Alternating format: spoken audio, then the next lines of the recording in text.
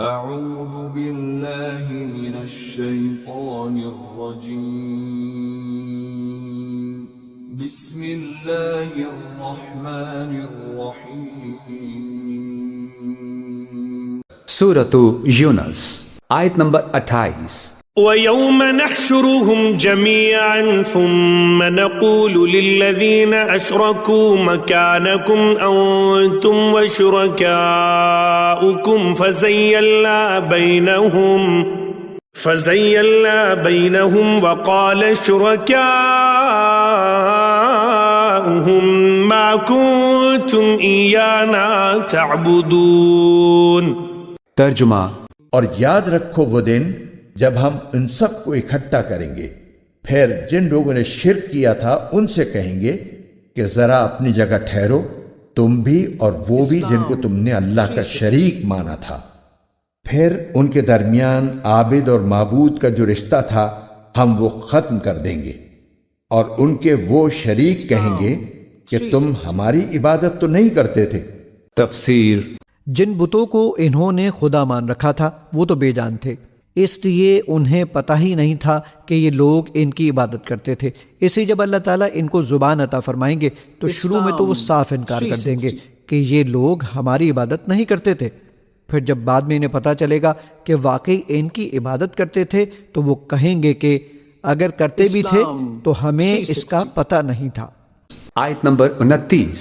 فَكَفَى بِاللَّهِ شَهِيدًا بَيْنَنَا وَبَيْنَكُمْ إِن كُنَّا عَنْ عِبَادَتِكُمْ لَغَافِلِينَ۔ ترجمہ: ہمارے اور تمہارے درمیان اللہ گواہ بننے کے لیے کافی ہے کہ ہم تمہاری عبادت سے بالکل بے خبر تھے۔ تفسیر: یعنی وہ تمام فرشتے جن کو دنیا میں دیوی اور دیوتا قرار دے کر پوجا گیا، اور وہ تمام جن، ارواح، اسلاف، اجداد، انبیاء، اولیاء، شہداء وغیرہ جن کو خدائی صفات میں شریک ٹھہرا کر وہ حقوق انہیں ادا کیے گئے جو دراصل خدا کے حقوق تھے، وہاں اپنے پرستاروں سے صاف کہہ دیں گے کہ ہمیں تو خبر تک نہ تھی کہ تم ہماری عبادت بجا لا رہے ہو۔ تمہاری کوئی دعا، کوئی التجا، کوئی پکار اور فریاد، کوئی نظر و نیاز، کوئی چڑھاوے کی چیز، کوئی تعریف و مدح اور ہمارے نام کی جاپ اور کوئی سجدہ ریزی و آستانہ بوسی و درگاہ گردی ہم تک نہیں پہنچی۔ آیت نمبر 30۔ هنالك تبلو كل نفس ما أسلفت وردوا إلى الله مولاهم الحق وضل عنهم ما كانوا يفترون۔ ترجمہ: ہر شخص نے ماضی میں جو کچھ کیا ہوگا اس موقع پر وہ خود اس کو پرکھ لے گا، اور سب کو ان کے مالک حقیقی کی طرف لوٹا دیا جائے گا، اور جو جھوٹ انہوں نے تراش رکھے تھے ان کا کوئی سراغ انہیں نہیں ملے گا۔ تفسیر: یعنی ہر عمل کی کلئی کھل جائے گی کہ اس کی حقیقت کیا تھی۔ آیت نمبر 31۔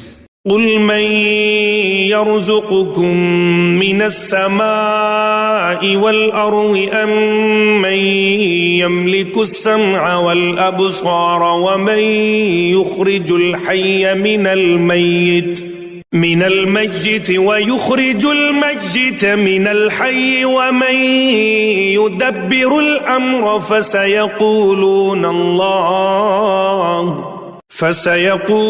الله فقل أفلا تتقون۔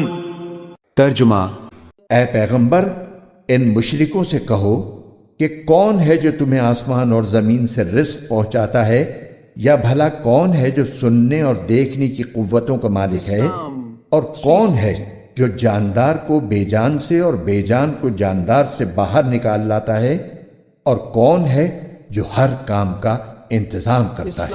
تو یہ لوگ کہیں گے کہ اللہ۔ تو تم ان سے کہو کہ کیا پھر بھی تم اللہ سے نہیں ڈرتے؟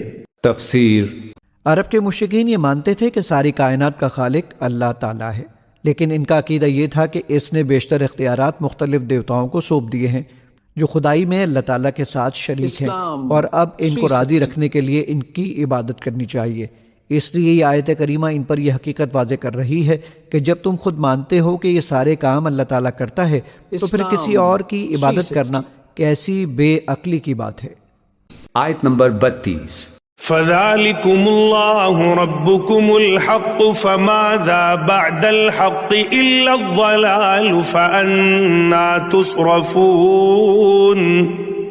ترجمہ، پھر تو لوگو وہی ہے اللہ ہے جو تمہارا مالک برحق ہے، پھر حق واضح ہو جانے کے بعد گمراہی کے سوا اور کیا باقی رہ گیا؟ اس کے باوجود تمہیں کوئی کہاں الٹا لیے جا رہا ہے؟ تفسیر۔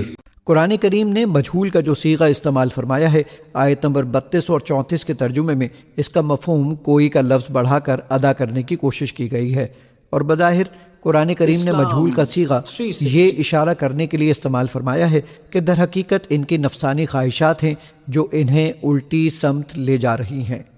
آیت نمبر 33۔ كذلك حقت كلمة ربك على الذين فسقوا أنهم لا يؤمنون۔ ترجمہ، اسی طرح جن لوگوں نے نافرمانی کا شیوا اپنا لیا ہے ان کے بارے میں اللہ کی یہ بات سچی ہو گئی ہے کہ وہ ایمان نہیں لائیں گے۔ تفسیر۔ یعنی ایسی کھلی کھلی اور عام فہم دلیلوں سے بات سمجھائی جاتی ہے، لیکن جنہوں نے نہ ماننے کا فیصلہ کر لیا ہے وہ ضد کی بنا پر کسی طرح مان کر نہیں دیتے۔ آیت نمبر 34۔ قل هل من شركائكم من يبدأ الخلق ثم يعيده قل الله يبدأ الخلق ثم يعيده فأنا تؤفكون۔